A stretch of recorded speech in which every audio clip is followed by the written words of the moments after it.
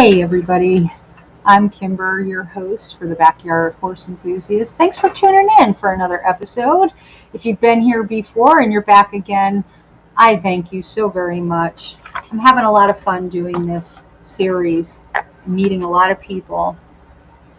Today's topic, hay.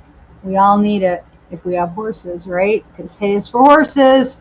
They say it's better for cows, and pigs don't eat it because they don't know how. So while I'm narrating the topic of hay for you during this episode, I'm just putting up video of Scott and Carl and myself unloading a 1,000-pound bale of hay, square bale. Thank God we have a slow feed hay net for a bale of hay that size, and it does all fit into the hay hut as well. Boy, we must really love our horses because we really go to great lengths to keep them healthy and happy, don't we?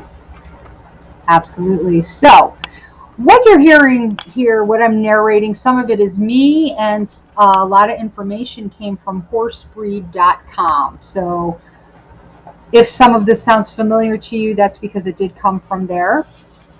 Because I just wanted to get all my facts in one place so I could give it all to you, our viewers. So, as most of us know, horses are grazing animals, and we also know that they do best when they follow a natural grazing routine.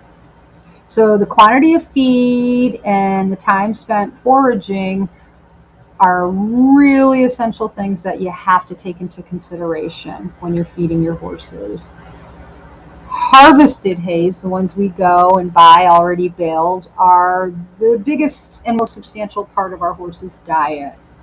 Now, that being said, choosing the most suitable hay for your horse is going to depend on a lot of things, like where you live, what your horse needs are.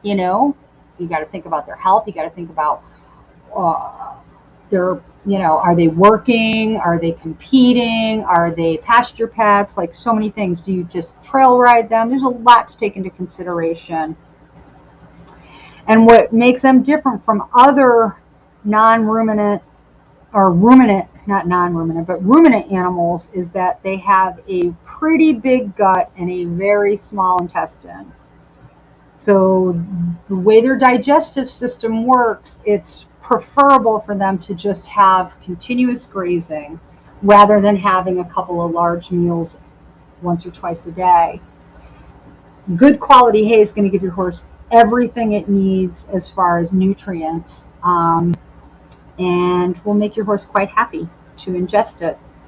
Now, your horse has to consume 2% of its total body weight daily. So if you have a 1,000-pound horse, your horse is going to need 20 pounds of forage per day. That's to keep its digestive health in perfect working condition and to maintain a good body weight. So of course, again, different types of horses, their workloads and their ages are going to require different levels of nutrients. So it's something to have a conversation with your vet about and to take a lot of things into consideration. We're just doing the basics here. That being said, again, what should we feed? Grass hay or legume hay? Which one's the best for my horse?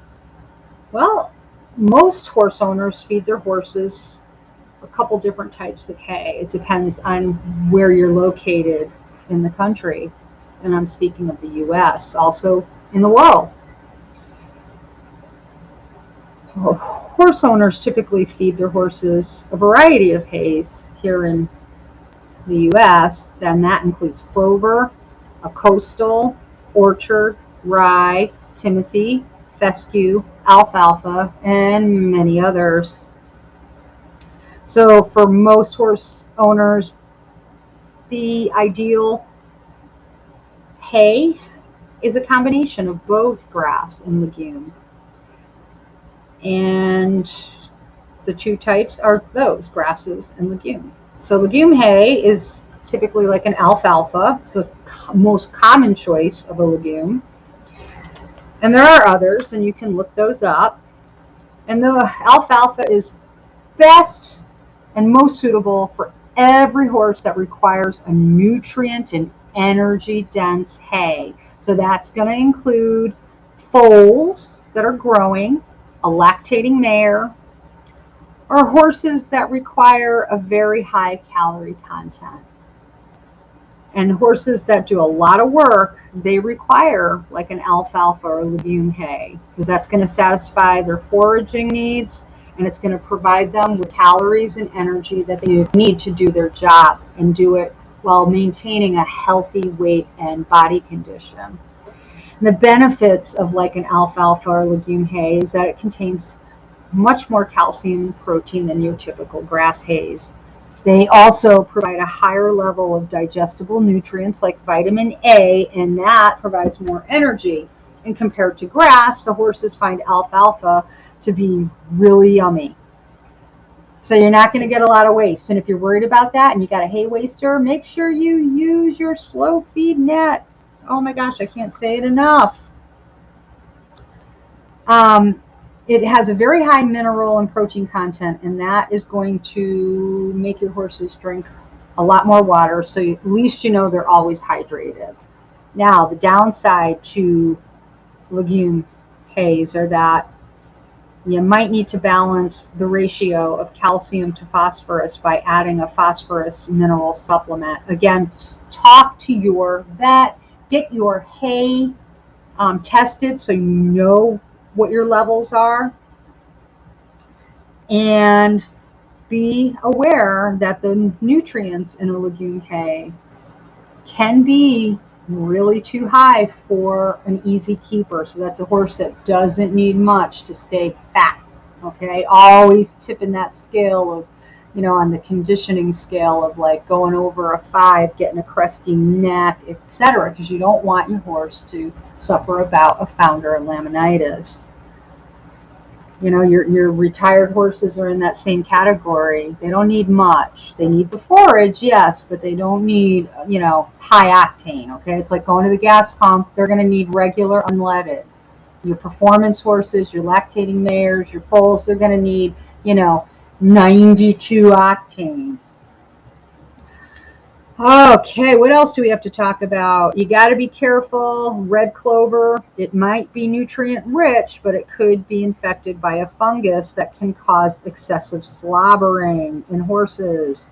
It's not life-threatening, but that type of, the red clover with a high density of red clover can also become a hay that gets dusty rather fast. And you also, I didn't know this, I do know this now, that alfalfa can cause enteroliths. And I've seen them before, which cause intestinal blockages. They're like stones, huge stones. And I've only seen them after the horse has either died or been euthanized, and during an autopsy when they went in to find out where the blockage was. And I have seen this too many times. Okay, so be aware, be very aware. All right, we're going to talk about grass hays, and the common grass hays are Timothy, Orchard, and Kentucky Blue. And the best uses for these types of hay are that really good for your retired horses, or the ones that do the occasional trail rides, horses in very light work, and easy keepers, your fat ponies, okay? And it's great because you can add the roughage, which buffers the tummy from acid, stomach acid, without adding a whole lot of extra calories and protein. And bulky grass hays are going to provide fewer nutrients, but they can mimic a horse's pattern of processing fibrous food and grazing slowly in its digestive tract. So it's getting, the forage. It's nice and bulky. It's moving through the digestive tract, but it's not full of, high calories, high protein. All right, so what are the downsides to feeding a grass hay? You might have to feed more of it for a lactating or pregnant mare for a growing foal, and obviously for a working horse. That's, putting out a lot of energy. So that means you're going to up it. And again, you're going to keep looking at, body condition. That's the biggest thing. Is your horse dropping weight because he's in a really heavy work program and you're feeding grass hay? You're going to need to increase that. Okay. How do you identify really good grass hay? That's a very daunting task. And we're going to talk about those. Okay. To find a good quality or high quality hay, you're going to look at texture and appearance. You should have a nice mix of leafy clover and grass. Stalky grasses with seed heads are absolutely not suitable for horses, and you need to check for weeds, thistle, signs of mold. And the baling of your hay that you're purchasing should be done when the hay contains about 15 to 17% moisture. Really a great idea to purchase your hay from someone who's been doing it a good long time, someone who takes really good care of their hay fields, fertilizes, knows what they're doing when they're cutting, tedding, baling, all of that. You don't want a hay that's too coarse. You're going to have trouble with that. Your horse is not going to enjoy eating it. And if there are leaves and stalks in there, you should be able to bend them with your hands easily. Now they say that you should check for leaf shatters, and that is disintegration of a leaf when you hold it. If it shatters when you grab a leaf from your hay, just shatters in your hand, it probably has a lot less nutrients, okay? What about the color? Well, quality grass hay it should be pale gold or a pale green. If it's brown or dull or gray looking, it might have endured rain when it was out in the field when they were tedding and drying. If it's too gold, it's perhaps too dry, and it was too dry when they were harvesting or baling. Okay. You want to check the center of your bales and access the color in there. You understand that the outside of the bales are going to be, they're going to fade a little bit depending on how long they were outside on the hay wagons. So when that happens, though, you're losing vitamin A, but it still will retain most of its other nutrients. You want to smell your hay, and you want to avoid a hay that has a musty, really metallic-y kind of smell to it. That's bad, bad, bad. If you smell that, that is indicating that mold may have infected your hay. You also want to avoid dusty hay. That's not healthy for your horse, not for his lungs, not for his digestive system. How about the weight of your bales of hay? Heavy hay does imply that it's too wet. And a lighter bale is going to indicate dryness. So you're looking for that happy medium.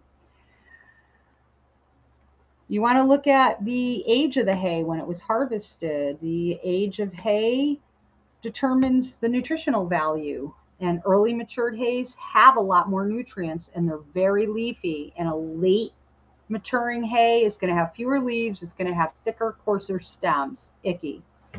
So as the hay ages, it's no longer digestible, palatable, or have as much protein as it had in the beginning when it was cut. Your stem to leaf ratio increases so the hay contains a higher fiber. So to obtain the most amount of nutrients, you want to consider harvesting legumes as soon as a few of the flowers start to appear. And that's if you're baling your own hay. And you can question your hay guy too about this. You want to harvest grasses when the seed heads start to appear. And you harvest grain hay as soon as the grain reaches the soft dough level. I don't think any of us are concerned about that.